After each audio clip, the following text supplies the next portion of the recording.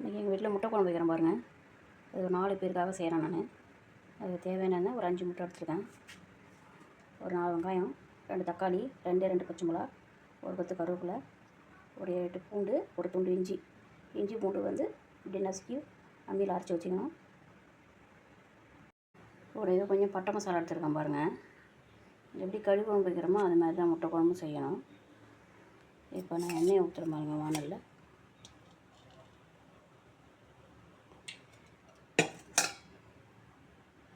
இது காஞ்சதும் எண்ணெய் நல்லா சூடாகிடுச்சு பார்த்துட்டு நம்ம ஏற்கனவே எடுத்து வச்சுருக்கோம்ல பட்டை மசாலா அதை எடுத்து இதெல்லாம் வானலில் போட்டணும்.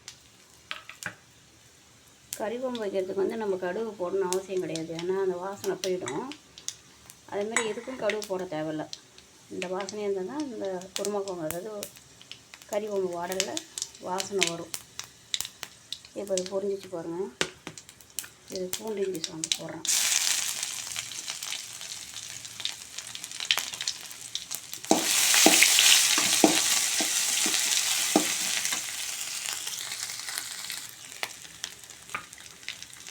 இப்போ வெங்காயம் தக்காளி அரிஞ்சு வச்சுன்னா அதை போடணும்.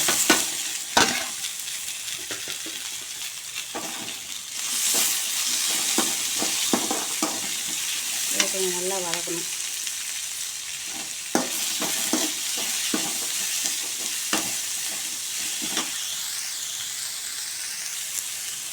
இது வதங்குறதுக்கு கொஞ்சம் மஞ்சள் தூள் போட்டு வதக்கணும்.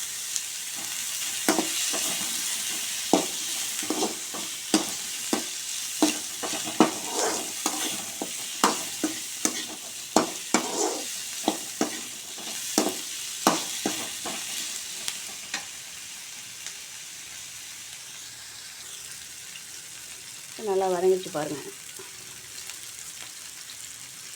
இது வதங்கணும்னா ஒரு சொம்பு அளவு நம்ம எவ்வளோ தேவையோ அந்த தண்ணியை ஊற்றிக்கலாம்.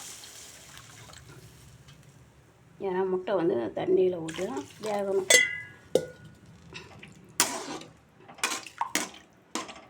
இதை ஊற்றி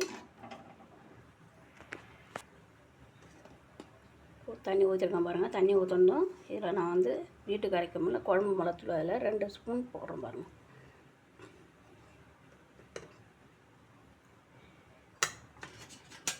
நல்லா அப்படியே கலக்கி விட்டுடணும். காரம் தேவைன்னா கொஞ்சம் காரப்பொடி போட்டுக்கலாம் கூட. நான் கொஞ்சம் காரப்பொடி போடுறேன், 1 ஸ்பூன் அளவுக்கு காரப்பொடி போடுறேன்.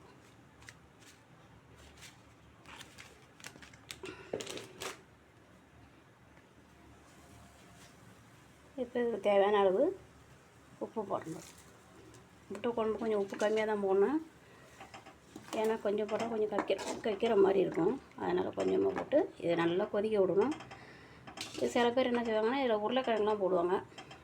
நான் அதை டிஸ்டர்பன்ஸாக இருக்குன்னு சொல்லிட்டு உருளைக்கிழங்கு போட மாட்டேன். ஏன்னா முட்டை மட்டும் தான் போடுவோம், அப்போ தான் சாப்பிட்றதுக்கு நல்லாயிருக்கும். இப்போ நல்லா கொதிக்குது பாருங்கள் குழம்பு. இந்த கொதி வரும்போது இந்த முட்டையை உடச்சி ஊற்றணும்.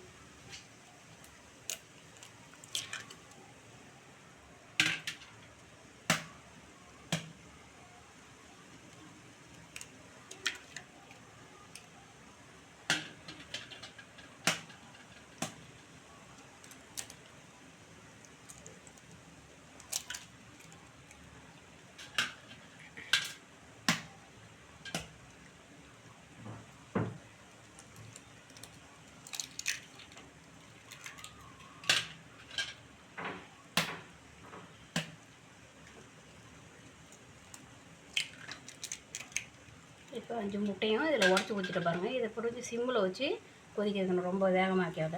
அந்த முட்டை வந்து அதிலே பாயில் ஆகிடும். அது கொதி வந்த பிறகு அதை வச்சுருக்கோம் பாருங்கள். தேங்காய் பத்தையும் பொட்டுக்களையும் இதை அரைச்சி ஊற்றி இறக்கிட வேண்டியது தான். இது கொஞ்சம் வேகிற வரைக்கும் வேகணும். இது முட்டை வேகிற வரைக்கும் சீராக வச்சு கொதிக்கணும். அதுக்கப்புறம் இதை அரைச்சி ஊற்றி இறக்கணும். கொதிக்குது பாருங்கள் முட்டை குழம்பு. தனித்தனியாக இருக்குது பாருங்கள் முட்டை. அப்படிட்டு போட்டது அப்படியே முழுசாக இருக்குது. சில பேர் வேக வச்சு போடுவாங்க, நான் இப்படி தான் பண்ணுவேன். இதேமாதிரி கொதிக்குது பாருங்கள். அது கொதிக்கும் போது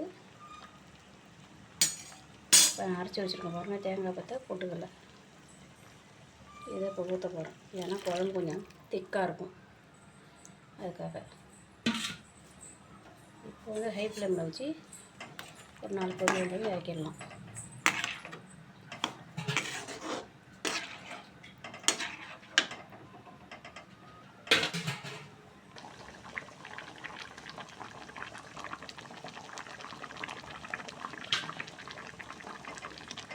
பாருங்கள், சுவையான முட்டை குழம்பு ரெடி ஆகிடுச்சு பாருங்கள். இது சப்பாத்திக்கு கூட சேர்த்து சாப்பிட்லாம், நல்லாயிருக்கும். ஏன்னா குருமா மாதிரி இருக்குல்ல, சாப்பிட்டா சூப்பராக இருக்கும். சாதமும் சாப்பிட்லாம். இதுமாரி நீங்களும் வீட்டில் செஞ்சு பாருங்கள். பிடிச்சா லைக் பண்ணுங்கள், ஷேர் பண்ணுங்கள். சுவையான முட்டை குழம்பு ரெடி.